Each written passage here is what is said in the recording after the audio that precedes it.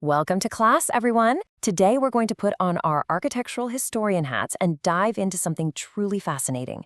We are going to examine the remarkable evolution of the Ellis Island Immigration Station, literally reading its buildings just like we would a historical text.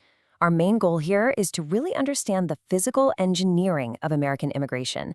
We'll explore how simple materials, brick, stone, and steel, were used not just to shelter people, but to actively process, direct, and control the massive influx of millions of people arriving in New York Harbor.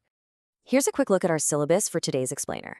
We'll start with the site's indigenous origins, move into the shift from wood to masonry, examine the architecture of federal power, check out the industrial heart of the island, map out those engineered paths, and finally wrap up with its lasting architectural legacy. All right, let's jump right into Section 1, the indigenous island origins. To really grasp the sheer scale of the artificial environment that Ellis Island eventually became, we absolutely have to rewind the clock and look at the blank canvas of New York Harbor. Long before any federal buildings existed, this broader region was Lenapehoking, the homeland of the indigenous Lenape people. Now, you've probably heard the 1626 story of the Dutch purchasing Manhattan, but as our historical records show, that's largely a mythical fabrication, and it really marked the tragic start of the Lenape's forced migration. Over the centuries, the natural landscape was completely altered. By 1808, the state militarized the area by building Fort Gibson. Fast forward to 1890, the federal government takes over immigration, doubles the island's size with landfill, and builds the very first wooden immigration station. But, spoiler alert, that notoriously burned to the ground in 1897, which is what set the stage for the permanent complex we recognize today.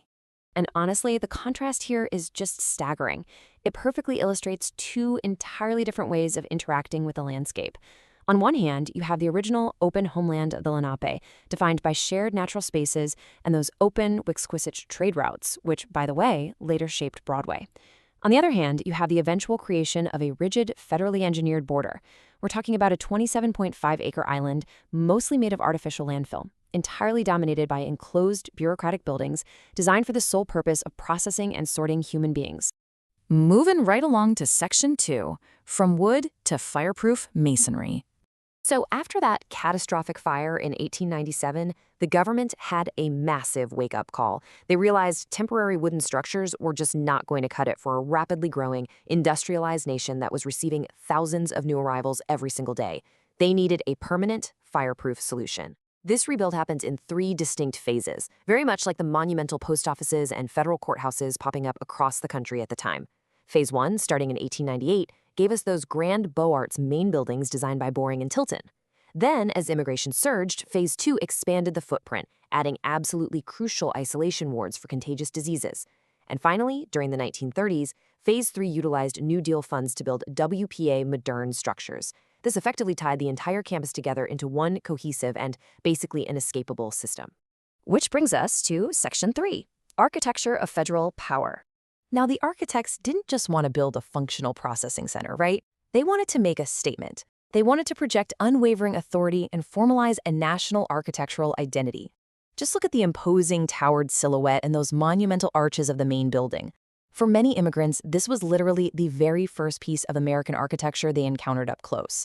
The massive scale, the grand Beaux-Arts classical design, none of this was accidental. It was specifically deployed to inspire awe, convey the formidable power of the U.S. government, and implicitly ensure behavioral compliance the second people stepped off the ferry. And if you look closely at the brickwork itself, you'll see the architects purposefully utilized red brick laid in Flemish bond, extended with heavy limestone quoins and granite bases.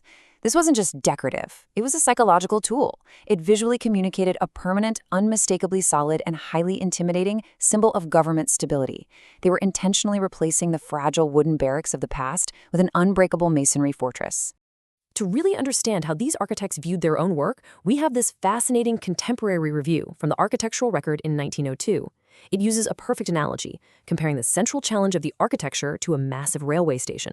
In their minds, the buildings were essentially a machine, designed purely for, quote, circulation, built specifically for landing, collecting, inspecting, and distributing great and sudden crowds of people with minimal confusion or delay. Let's shift gears to Section 4, the beating industrial heart. You have to remember, a complex of this immense scale, virtually a self-contained city processing up to 5,000 immigrants a day, required an engine on the scale of a small town's power grid. Think of the main powerhouse, which was completed in 1901, as the beating industrial heart of the island. Sticking to that mandate for fireproof construction, it replaced an earlier wooden frame building with robust masonry. This single structure was responsible for generating all the power and running the utilities. That means powering the massive kitchen and laundry systems needed to sustain thousands of detainees. And of course, as the island's needs evolved, so did its heart, getting a major upgrade from coal to fuel oil in 1932. Looking at how the campus is laid out across the artificial islands, you can clearly see the distinct zones. You've got the Grand Registry Building on Island Number 1 and the sprawling hospital and contagious disease wards on the adjacent islands. But right in the thick of it all sits that powerhouse, acting as the essential core, keeping this entire isolated mechanism of administration and medical inspection alive and humming. All right, let's look at Section 5. Engineering the immigrant path. So on a human level, the architecture itself literally dictated exactly where an immigrant could or couldn't go. It served as a highly effective physical mechanism of crowd control. These enclosed brick passageways, like corridor number 5 here, were ingenious, albeit highly restrictive, mechanisms of circulation and separation. By the time the whole complex was finished, the government had successfully built a sprawling network of covered walkways that connected virtually every single building. Picture this. You finally step off the ferry. From the slip, you are immediately funneled directly into the vast registry room for your medical and legal inspection. Now, if you were detained for illness or legal reasons, you are routed right into those enclosed brick corridors. You could be sent to the baggage and dormitory building or all the way over to the contagious disease wards on Island Number 3, entirely indoors. The architecture systematically processed you from arrival to isolation, and you never even had the freedom to step outside into the open air. Finally, let's examine Section 6, a lasting architectural legacy. As mass immigration slowed way down in the 1920s due to stricter national quotas, the purpose of this formidable architecture shifted once again, completely changing the nature of the island. By the mid-1930s, new WPA modern structures were built, like a replacement ferry building and extra recreation halls. But crucially, this was the phase that enclosed the final open corridors with large windows.